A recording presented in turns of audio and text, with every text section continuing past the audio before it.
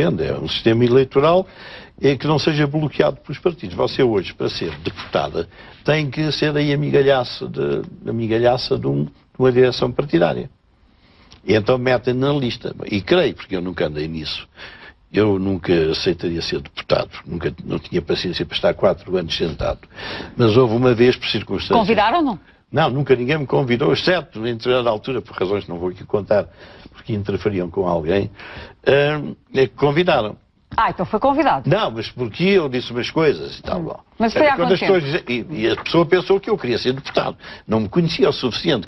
Eu dizia coisas, não era para ser deputado. E dizia, então porquê que não queres ser deputado? Não queres ser deputado? Mas entra no 4º lugar na lista. Não quero, não quero. Bom, portanto, é assim, porque eu disse umas coisas que, enfim, tocaram lá no coração de alguém e eu fui convidado para ser deputado. Como até aí eu não disse nada. E eu não tinha jeito nenhum. E, portanto, nunca fui convidado. E nunca eu tive nenhum desejo. E dessa vez que fui, não quis. O Dr. Medina Carreira, se tivesse sido deputado, que estava lá aqui um mês... Não corriam comigo ao fim do mês. Primeiro eu falava e diria o que podia e queria. O que não é consentido, vocês sabem isso. As pessoas não dizem o que querem. E além dessas censuras... Podem dizer o que querem, mas geralmente não querem. Não e querem, por outro lado também, se não forem muito perigosos, não lhe dão essa oportunidade. Não entram na lista a seguir. Portanto, o que eles querem são coisas óbvias. Sim. É um sistema em que quem quer exercer política ativamente no interior do Estado poder ser livre de concorrer. Uma das coisas, eu gostava de ouvir a vossa opinião, uma das coisas que o cidadão comum nota e refere é o facto de, olhando para a Assembleia da República, as segundas, mas as terceiras, quartas, quintas e sextas linhas, não se conhecem as pessoas e elas praticamente intervêm muito pouco no debate político a nível parlamentar. Eu acho que há ali gente que nunca travou nada, para ser claro. Mas há muitos que, repare, às vezes nas últimas filas estão pessoas com qualidade. Sim. Que tentaram, ou dissidentes. Que tentaram, alguns dissidentes, que têm posições diferentes e como há ali um obstáculo, uma barreira, acabam de ficar na última fila e vão de vez em quando dizendo umas coisas a que ninguém, ou que se procura que não tenham relevo na vida partidária.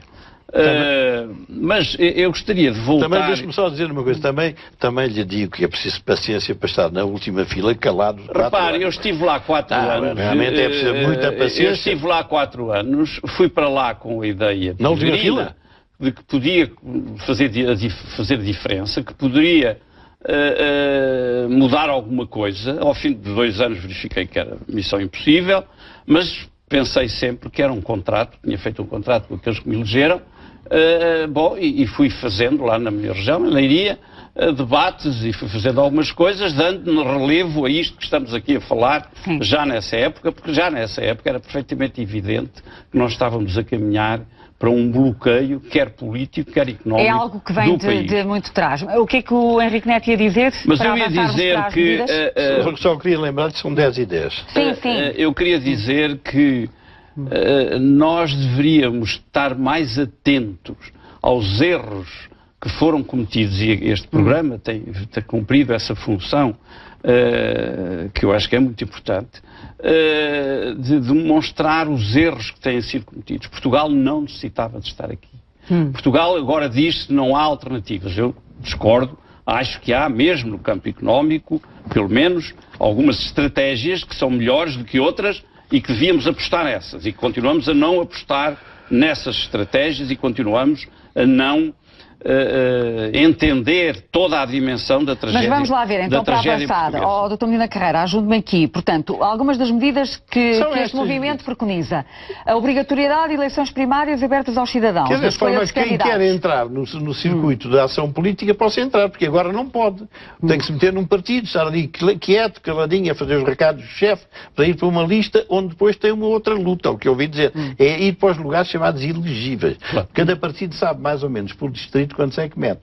Põe um partido A que mete 4 naquele distrito. Portanto, a tendência do eleitorado... Mas isso é assim em todo lado. Sim, isso é verdade. Então... Sim, mas está bem, mas é que aqui disputa-se. Tá? Aqui disputa-se, se nós tivermos 4, você não entrará à porta da Assembleia.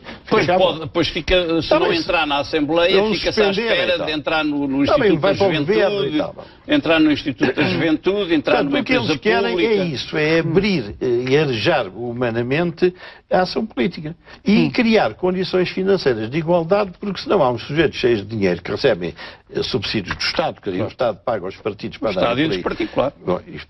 Não, está bem, mas esses particulares cada um recebe o que quer. Mas o que vocês levantam é o problema que o Estado é diferente. Mas não são todos que recebem, que só recebem os que lá estão. Exato, mas é isso, é o que eu estou a dizer. Portanto, a fórmula do manifesto é simples, é isso, é abertura de forma a quem se sinta com vontade e queira possa exercer a ação política. E depois igualizar. E existe também uma outra dimensão, se me permite, que nos preocupa muito e que foi uma das razões para o manifesto, é de que existe hoje uma revolta muito grande na sociedade portuguesa, uma grande frustração, e existem muitas energias, e nós pensamos que é muito importante unir os portugueses à volta de um programa democrático, porque é disso que se trata, de reforçar a democraticidade, quer dos partidos, quer da sociedade portuguesa, até como prevenção de aventuras não democráticas que podem acontecer em qualquer momento, como aconteceram no passado da nossa história. Acha que sim? Acha que há esse risco? Esse claro que sim, eu não tenho mais pequena dúvida. Os problemas portugueses, e não é por acaso ou levianamente que nós utilizamos aqui a palavra tragédia, como não é por acaso ou levianamente que nós utilizamos a palavra pátria, a palavra nação, porque são ainda as palavras que podem unir os portugueses.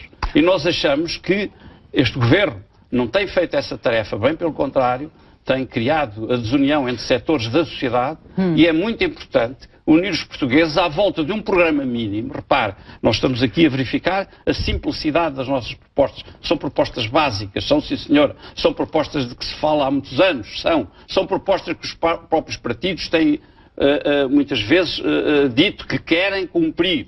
Mas, de facto, depois nada avança. Sim. E, portanto, é natural que os portugueses, bloqueado que está o sistema político, bloqueado que está a economia, bloqueado que estão os empregos, é natural que as pessoas se revoltem e comecem a surgir fantasmas de alternativas que não são desejáveis. Doutor Medina Carreira, pensa ao mesmo, não é?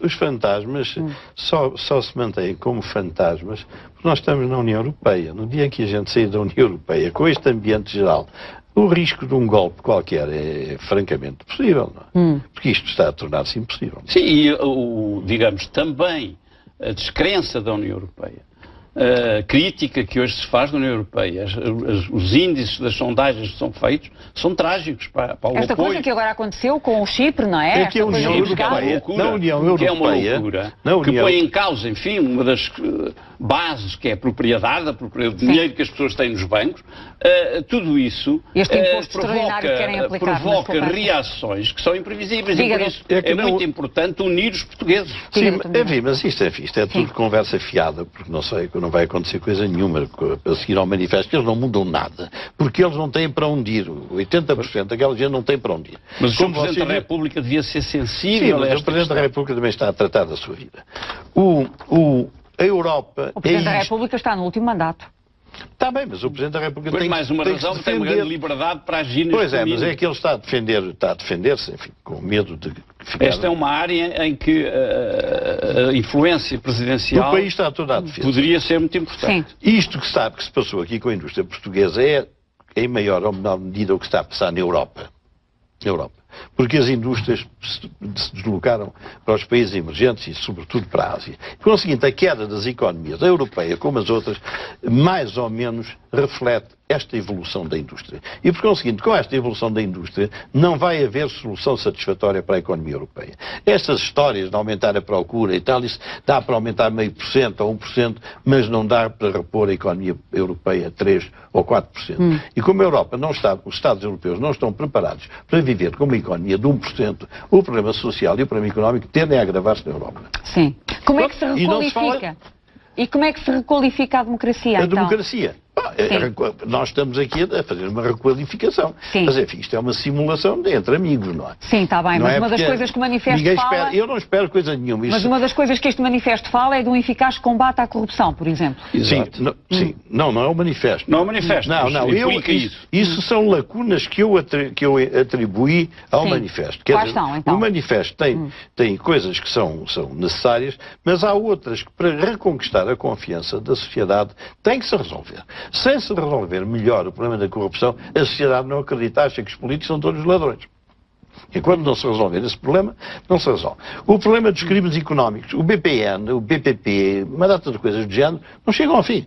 Os juízes, coitados, já fragmentaram aquilo tudo, volta e meia aparece um pedaço de um crime, lá andam com aquilo, mas não vão a parte nenhuma, depois recorre, depois... Mas os portugueses perguntam-se porque é que isso acontece, Medina Ferreira. Isso eu gostava de saber, Todos nós mas isso, eu, se fosse Presidente da República, exigia que me explicassem porque é que isso acontece. É evidente. Bom, mas parece que não é assim.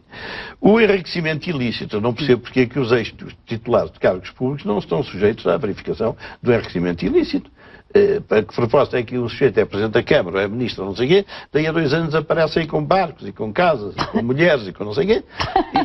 Com mulheres. Não, está bem, isto é uma simulação. Bom, ninguém pergunta nada. Os partidos apresentam contas, não sei bem quem é que olha para aquilo, se são contabilistas, se são sujeitos como eu.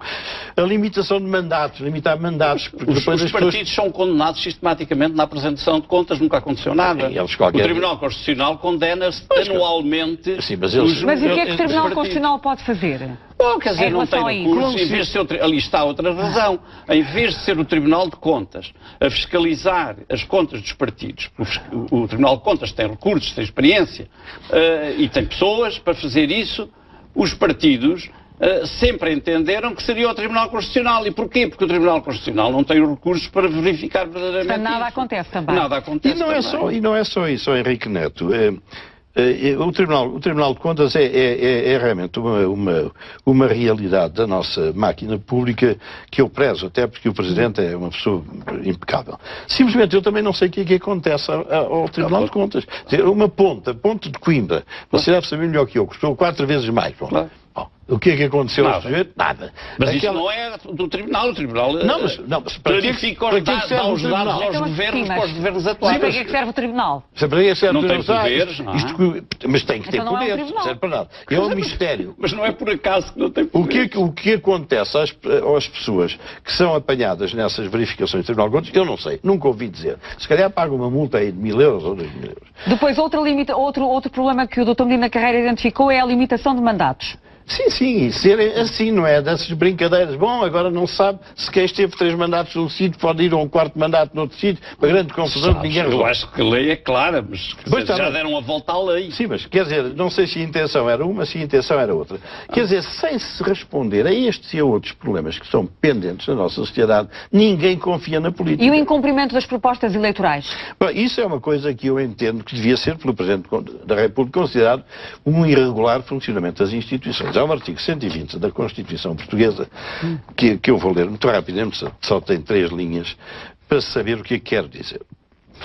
Então a Constituição ainda vai servindo para alguma coisa, do seu serve ponto de para vista. nada. Até aqui não serve para nada. O Presidente da República representa a República Portuguesa, garante a independência nacional, a unidade do Estado e o regular funcionamento das instituições democráticas. Eu considero um irregular funcionamento das instituições democráticas este programa do PSD, como do PS, como dos outros todos, que vem aqui a dizer uma série de coisas que depois não leva à realidade.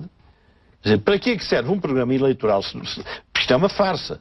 Assumir perante 6 milhões, não sei quantos eleitores que estão nos cadernos, que vão fazer isto, aquilo e aquilo outro, depois acabam o mandato, vão-se embora, não fizeram coisa nenhuma. Isto é um irregularíssimo...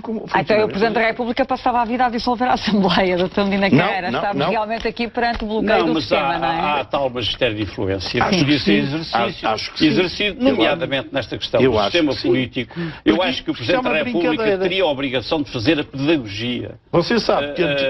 através da sua influência, que é grande, como é evidente, junto da sociedade, a pedagogia de corrigir, digamos assim, estes desvios de funcionamento dos partidos políticos a favor do interesse nacional e do país. O Presidente da República já veio dizer que está muito condicionado pela Troika, pelo memorando, não é? Poderá estar condicionado num plano, que a sua ação nos últimos 2 anos está balizado no plano financeiro, acredito que no plano financeiro tenha essas limitações. Mas é mais no plano financeiro e no plano económico que ele tem falado.